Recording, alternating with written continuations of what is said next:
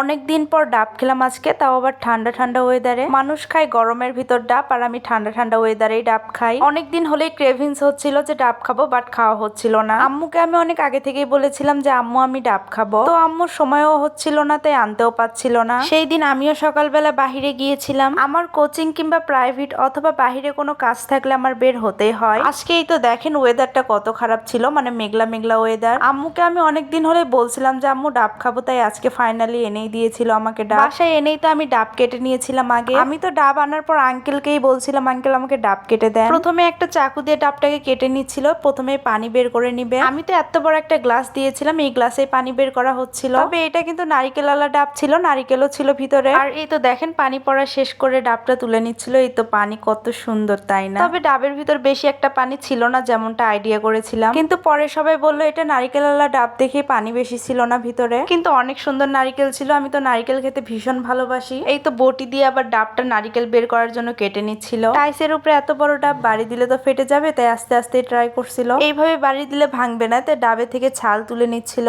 ডাবের যে ছাল আছে ওটা তুলে নিলেই পরে আর কষ্ট হবে না ভাঙতে। তবে ডাব কাটার জন্য কত কি যন্ত্র ইউজ করা হচ্ছে দেখেন, চাকু বটি মানে সবকিছু ইউজ করা হচ্ছে। বাসায় কাটলে তো এত ঝামেলা, ডাবালা মামারা এত সুন্দরভাবে কিছুক্ষণের মধ্যেই কেটে দেয়। তাদের কাটতে তো 2 মিনিটও সময় লাগে না। আর বাসায় আনলে তো একটা ডাব মিলেই সবাই মিলে কুস্তাকুস্তি করে কাটা লাগে। যাই হোক, মজা করলাম। ডাব কাটতে একটু কষ্ট হবে, এটাই স্বাভাবিক। সবাই তো আর সব কাজে প্রফেশনাল না, এক একজনের দক্ষতা এক এক কাজে। এখানে চাকু দিয়ে অনেক সুন্দরভাবে ডাবগুলো কেটে নিচ্ছে। তবে এই ডাব যদি আমাকে কাটতে বলতো তাহলে সারা দিনই পার হয়ে যেত, তাও ডাব খেতে পারতাম না। ডাব কাটা কিন্তু এতটাও সহজ কাজ না, আমার কাছে তো ভীষণ কঠিন লাগে। কথা বলতে বলতে অর্ধেক ডাব সিলে নেওয়া শেষ হয়ে গিয়েছে। তবে ডাবের খোসাটাই কিন্তু অনেকগুলা থাকে। আমি এর আগে ফোনে দেখেছিলাম ডাবের খোসা নাকি তেঁতুল দিয়ে মাখা করে খায়। এটা কি সত্যি? অবশ্যই কিন্তু তোমরা কমেন্ট করে জানাবা। তবে আমার কিন্তু কখনোই খাওয়া হয়নি। আমি তো হাসছিলাম যে আদৌ ডাবের খোসা মাখা করে খায়। ডাবের খোসা ছাড়িয়ে সুন্দর মতো পরিষ্কার করে নিচ্ছিল। এটাই তো এখন মনে হচ্ছে যে নারিকেল, আদৌ ডাব মনে হচ্ছে। যদি টাইস না হয়ে মাটি হতো তাহলে তো এক বাড়ি দিয়ে ভাঙ্গা যেত। মানে এতক্ষণে ডাব খেয়ে একদম সবাই শেষ করে ফেলতো,